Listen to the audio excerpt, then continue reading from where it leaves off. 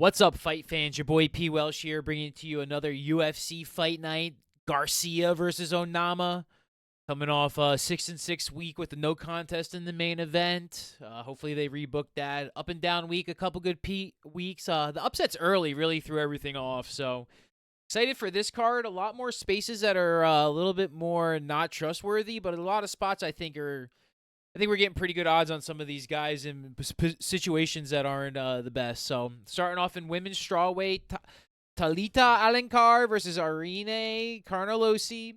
We got Alencar 6-1-1 coming off a win versus Carnelossi 15-3 coming off a win. 5'2" versus 5'1", 3-inch on the reach advantage for Carnelossi. And yeah, I think this one's way more of a 50-50. I do expect the output of Alencar to just be a little bit better than Carnelossi because I just don't know. Carnelossi struggles with more skilled fighters, which I don't necessarily think I mean, her last fight was a win by headbutts. So I don't know if I can really trust Carnelossi. I mean, Piera Rodriguez, she has looked better after, she has won twice after that.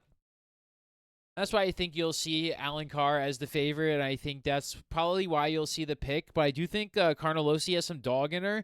The thing is, I just don't know if she has anything to last past freaking 7.5 minutes, and that's where I think that's why Alencar is kind of the pick, because I think she can win third round. I think she'll win on the decision, just because as long as she doesn't get knocked out 1-2, she should have the gas tank advantage over Carnelossi, who really kind of just. Absolutely. She's really muscular for the weight class, and every time I've, watched her fight, the last, especially the last two times, she just you're coming off an injury, maybe not the best gas tank. That's why Alencar is the pick, the favorite, and Carnelossi, we did cash that win. It just wasn't a very confident one. Next up, welterweight bout, Phil Rowe versus Sho Yun Ko. Rowe 11-5 coming off the win versus 12-2 Ko, 6'3" versus 5'10", and yeah, I think I definitely have Phil Rowe here early and often. I think this is a great matchup for him. We're getting him at plus money, and yeah, I think Angelusa, Phil Rowe really he went in there and finished him, man. 4 minutes in the third round. Losses to Jake Matthews and Neil Magny, not bad at all, and yeah, I just think Phil Rowe. Not saying he's a prospect or anything. I just think he's way better, man. I think, this is where, you see, this sweet spot. I think the prime of UFC fighters is about 33 to 35. And this is where he'll have, maybe one of his best performances against somebody who I don't think is extremely skilled for the, this guy beat Oban Elliott, who's actually just kind of, shit the bed. So I really don't know what to think about that. I think Oban, flew across the world, that fight was. I think that was in the fight night in China or something, and he was minus 500 favorite and lost. So I expect Phil Rowe to dice him up. I think Rowe could get a finish. He might not be as desperate for a finish, but I definitely am on Phil Rowe here all day. Plus money is one of my favorite spots, especially early on. I mean, if he doesn't come out strong, but I don't know. It says in the apex, I just think he'll be in a really confident position. Especially, dude, like I said, if you watch his last fight, having the confidence to win in the third round after losing the first two, way to go, Phil Rowe. I'm always picking him now. Next up, women's strawweight, Alice Ardeline versus Ruiz.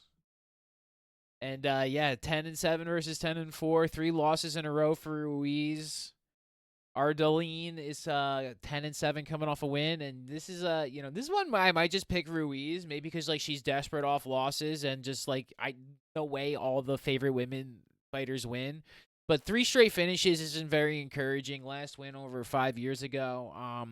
Hard to really want to pick her, want to bet on her in a way.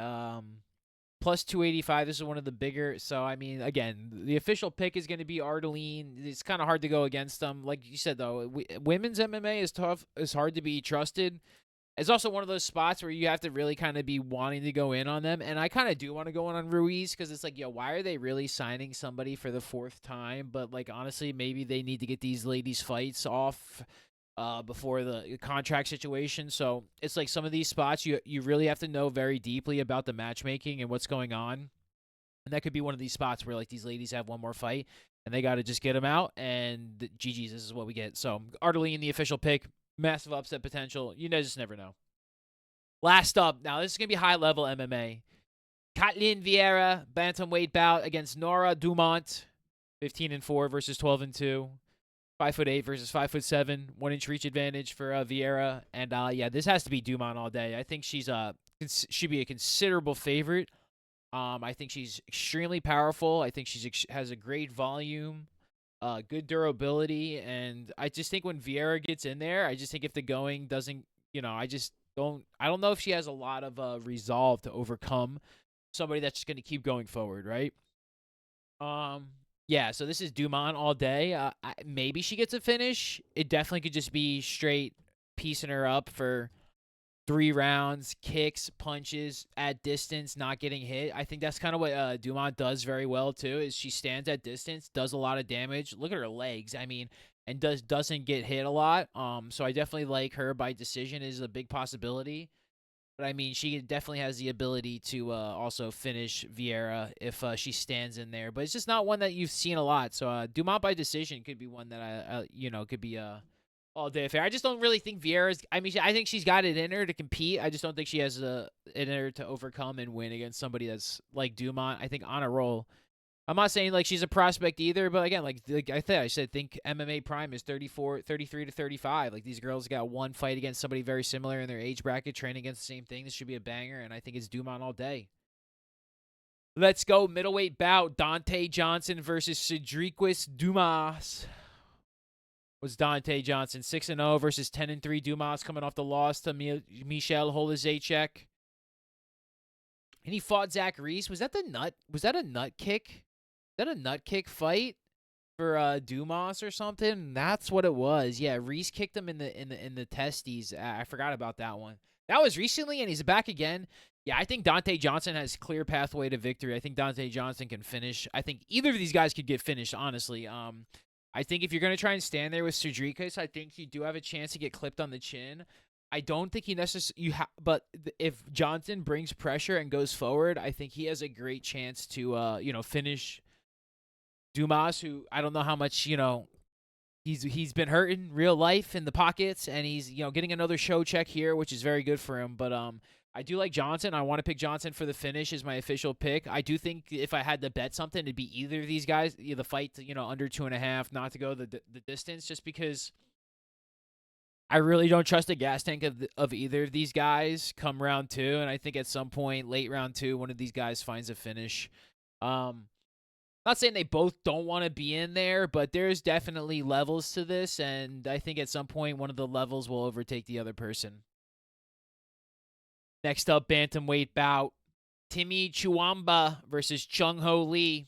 Chuamba 9-3 coming off a win. Lee 11-1 coming off a win. 1 inch on the height advantage for Chuamba, 2 inches on the reach, 3 inches on the leg, and this is a spot where I don't want to sound bad, but I'm just always kind of against the Asian fighters. I don't think the level of competition over there is very strong. I mean, what did we win the other week with Bruno Silva?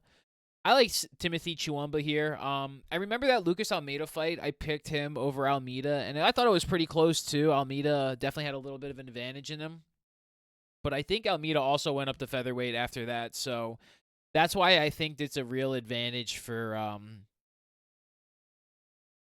Chuamba here. I think we'll get him at I just think he's very well rounded, very solid. He's just had more competition, and again, even those losses to Okai and Almeida, I think they'll make him a better fighter. I think he comes back strong with a win here. I think he's just a better fighter overall than Lee. Yeah, I just think that's just kind of it's kind of more of like I'm trying to, at this point, I don't know. It's hard to trust Lee. I don't really haven't seen too much of him. Like I said, I think I did watch that Ramos fight, and he did finish him, but I'm not too pretty high on Ramos either. I thought he was pretty much one of the lower rated fighters I've ever watched, losing to Gaston Bolaños. So that being said, I think Chuamba is a way better mixed martial artist, and Lee's gonna have his hands full here. I think it could go to the decision, and I think Timmy's gonna get the edge. Official pick. Next up, light heavyweight bout: Billy Elencana versus Kevin Christian. Who? Making his debut? That's actually funny. Kevin Christian 9-2 versus Billy Elencana 8-2, and yeah, light heavyweight 205. And Billy barely ever makes 205. I don't know how he's a favorite here. He beat Abo Aslan, who I just don't, who again is just really has not looked very good either. He's got an upcoming fight at the end of the year against somebody that I don't think is. But yeah, I actually got Christian here. I think Christian can get a finish. It sounds a little bit outside over the truth, but with the, I just think sometimes I also no, I'm not questioning Billy, but I think the weight, the size could be so much for Billy. I think we can get a round 2, round 3 finish from Christian with the length and the height disparity. I didn't even read the metrics out, but 4 inches taller, 3 inches on the height. I think you'll see a very methodical approach. I think Billy will get frustrated over time and kind of just start walking into some punches, and we definitely can see a finish here. I really don't think Billy will have the patience to wait 3 rounds to try, and I think he'll go at it at some point. And I really do like Christian to get a finish here. I think light heavyweight, you're gonna see a massive weight distribution, and he even could win by submission too, because he I believe Gustav beat Elikana by submission, and you go watch that fight. It's like, how are they both light heavyweights? Like, they're really not. Like, one, I mean, and Billy's probably naturally 205. That's the thing. He really probably is a middleweight. He probably just needs to cut to 185, but he just doesn't. So this is the situation that he's going to find himself in, and I think Christian's in a great spot to win on his debut with somebody that has, you know, not a well-rounded game. I think there's some places that can be polished up from Billy, and maybe we'll see it here, and he can dice up Christian. But honestly, I'm going against the grain here. Few underdogs I really like, and another one this weekend is Kevin Christian over Billy. Like I said, that line's inflated from the Aslan import. Like, no way, no. Oh, they fixed it up. They fixed the name, but not the picture. We got Alan Nascimento versus Cody Estevam Durden. Nascimento 12-1 coming off a win, 5'8". We got Cody Durden 17, 8-1, 34 years old, 5'7", coming off 2 losses, the Ochoa finish and a Joshua Van. And I kind of like, I really want to be on Durden here. I really do. I was on Estevam. This is kind of more of like a sell high spot on Nascimento. I don't necessarily think he's been able to produce, like, he's super high level grappling and jiu-jitsu. I just don't think I think he is just negative on the striking department, and I think you'll kind of see it here. Like, he'll win nice matchups against Filio, Hernandez, and Hadley, guys that he'll be able to dominate on the ground and at least compete with. But if somebody's like standing up, I'm kind of going Cody Durden here. I was picking Estevam. It was just straight pick him pretty much, because again, he could compete on the ground. And I thought Estevam is a way better striker than Nascimento is. That's why I really thought for that price point, like 4 knockouts. If you watched the Bunes fight, he looked really good there. He just couldn't find the finish. TKO possibility there too, and I just think Durden presents a live dog. This is one thing I want to start doing with these videos, is producing them later in the week, but there's like this sweet spot of like the odds changing early in the week, getting the info out, and the fights changing. Because like sometimes by like Thursday, you know, the fight, like there's some fight card changes that always kind of happen on Monday, Tuesday, you know, a fight week, and you necessarily, it makes it a little bit more difficult to break down, give an accurate depiction. Like later on in the week, I could just be like, oh yeah, why wouldn't I pick Nascimento here? But like right now, I'm picking Durden. So that being said, I'm gonna do a reversal here. We're gonna pick Nascimento. I don't know. I'm really kind of at a toss up here. When I was doing the video, I did the odds had freaking Estevam. They even let me put him in the parlay. But Durden probably be a considerable underdog, but I do think he's a live dog. I do think he's got a chance, but I also do think he's easily can be finished. So I'm gonna pick, official pick's gonna be Nascimento against Cody Durden, and yeah, let's go. Catch weight probably too. Next up, welterweight bout: Charles Radke 10-5 versus Daniel Frenza 9-3. Both gentlemen come off a loss. Big height advantage for Frenza, but he got the reach is pretty even with Radke here, and yeah, it's kind of got to be Radke by KO with that, you know, overhand right, catching him, dodging some punches of the long, lengthier fighter. It's not like Dennis Frenza has anything. If you're getting a doctor stoppage after one round from Reese McKee, G freaking G's, I can't expect to pick you ever. I mean, and Reese McKee, we won that fight too, so like we picked that one, we did well here. I'm gonna get back on the horn with Radke here. I'm not gonna knock him. I think he drops him round 1, round 2. Yeah, I don't know about Daniel Frenza. I just, like I said, I mean, I watched that fight. I mean, Reese McKee is long and lengthy, so maybe like that was a problem, with the shorter fighter. But I still think those long arms can present quite a bit of problems for somebody like Radke, who, I mean, he has gone against some higher level competition. Prates, Mallet, Semi, Urbina. Like, these are not guys that I think that we could all contest and maybe even beat Frenza as well. Yeah, Radke's the pick. Not the highest level of confidence, but still feeling pretty good about it. Definitely don't trust Daniel at all. And that being said, is like that's why Radke's the pick, because you just sometimes like it's like you can't trust the other guy. And I mean, Frenza, like besides that Dr. Stoppage from McKee, who McKee's looked better than worse recently. But it's also that like I'm on kind of trying to get on Radke on the rebound versus Dude, that Reese McKee fight, as nice as it was to win that, it was just like, dude, how could you ever kind of think the other guy could compete worse than that again? So, yeah. And McKee lost afterwards, so Radke. Next up should be a banger of a fight, man. One of the favorite ones I was having a good time breaking down here. Isaac Dulgarian, 7-1, coming off a win. Featherweight bout against Yadir Davale, 9-0. 5'7" versus 5'9", 2-inch on the reach for Dulgarian, 2-inch on the legs for Davale. And yeah, man, this one I was going back and forth. I kind of like Davale here to start, and then I was like kind of always going back to Dulgarian.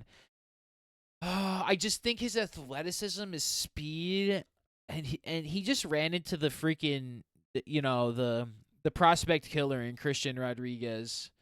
Sometimes it's hard to put against a professional fight. But that being said, though, I do love the finishing potential of Davali. This one I could definitely be going back and forth with over, but it's also one of those that like the level of competition for Davali hasn't really been the same as Dulgarian too.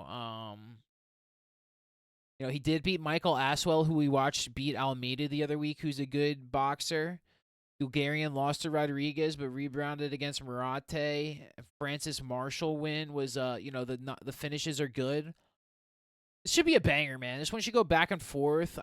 Man, I haven't going back. I'm going Dulgarian here just because if it wasn't for that Rodriguez loss, he'd probably be a massive favorite. And this isn't a knock on the volley either. It's super hard to kind of handicap and pick this one.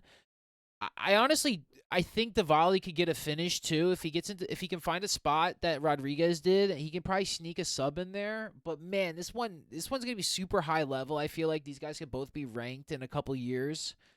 Very young prospects against one another, and this should be one of the fights of the night, man. I'm super excited about this one. Definitely, again, I don't even know. Like I wanted to pick the volley here because I'm like, there's no way this guy should be this big of an underdog, right? And I know Dulgarian is really good too, and he's probably got more of the finish upside, and he's probably got a little bit more tread on the tires in terms of like the UFC experience. So we'll go Dulgarian here. But again, both with very similar resumes, super exciting, and way to go, guys, way to go. Next up, third fight from the end. Jeremiah Wells, welterweight bout against Themba Garimbo. Wells 12-4-1 coming off a loss. 14-5 Garimbo coming off a loss. 5'9" versus 6'1", and yeah, I liked dude. I'm a Jeremiah Wells fan, but I got to pick Garimbo here. Not only because of the metrics, he probably has a little bit more fire in the tank, dude. His family hates him. They root for him to get knocked out like they did against Luque. So I think he's gonna come back a little bit stronger and look pretty good here. Probably could get a finish. Wouldn't expect it. Would probably expect something later on to end. Wells is pretty tough. I don't expect him to just roll over and not look good, but I do predict him to get outputted over the course of 3 rounds and lose to Garimbo, who could probably just hold him against the cage, do some Muay Thai clinches, hit him with some legs and some knees, and really just Jeremiah Wells is very, not saying one-dimensional, but very striking, boxing, heavy, and outside of that, he's very susceptible to losing there. So this is a big, heavy Garimbo spot to get on the rebound. he didn't, I mean, think about it. If he looked better against Luque, he'd be way bigger favorite against Wells. You just can't trust Wells. He's just getting really old. The record looks good, but again, the competition hasn't necessarily been there. The performances are now super long ago, and yeah, if you're not advancing at high levels in the UFC, it's getting pushed past you. And losses to Max Griffin and Charlton Harris. I think Garimbo's going to put another one on for Wells, and yeah. I think that's something we have to talk about seriously is the contract situation, and we're going to Paramount come the next year, and some of these guys are not going to be in the UFC here soon enough, especially some of these older guys. So going with Garimbo here. Pretty high on the confidence pick. Co-main event, baby. Honestly, this should be the main event. Let's be honest. This should be the main event. I don't know why Garcia Onama isn't there. Waldo Cortez Acosta, 14-2, coming off the loss to Pavlovich versus Ante Delija, 26-6, coming off the win against Marcin Tybura, 1-0 in the UFC versus Cortez Acosta, who's got a very nice UFC record overall, 7-2 in the promotion. Only other loss to DeLima. And at a pick'em here, a slight underdog, I have Waldo Cortez Acosta all day. He was a big underdog against Pavlovich, and I actually thought he came through. I think I bet him a little bit, and he actually didn't win. But yeah, I think he's good. I think he's one of the better heavyweights in the entire division. Number 6 ranked. And yeah, I think I think there's some possibilities for some matchups here that look really spicy.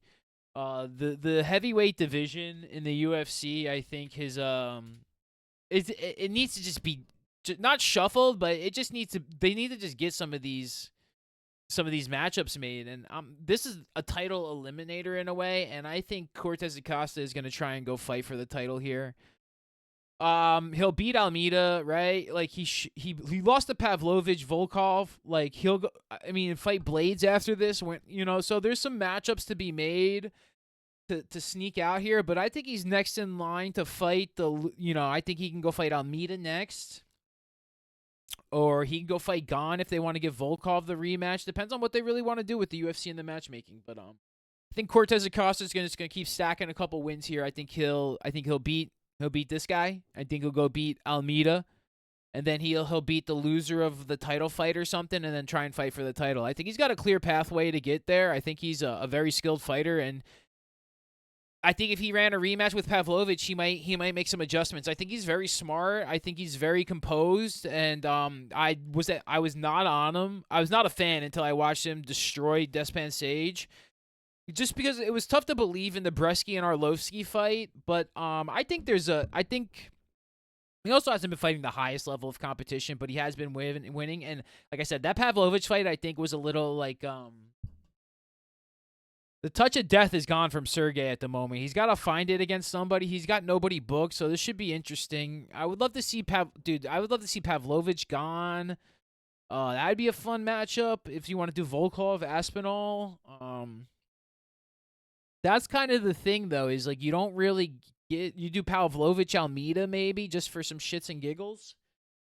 But yeah, we're going Costa. I mean, I want to believe in D'Elia, but I don't know. Maybe I just got recency bias. Just Tom, just not, and him just saying he would vacate the title for this guy. And bro, I just know Cortez Acosta is gonna come in there with some absolute dog in there. There's no talk of that. Oh, if Andy did, there's no talk of that anywhere in his mindset. So that's where I'm coming in right now. I'm coming in with the freaking barking dog in Cortez Acosta, and hopefully we ride. Last up, featherweight fight main event: Steve Garcia versus David Onama. Garcia 18-5 coming off a win, standing 6 foot, 75-inch reach. Onama 14-2 coming off a win, 5'11", 74-inch reach.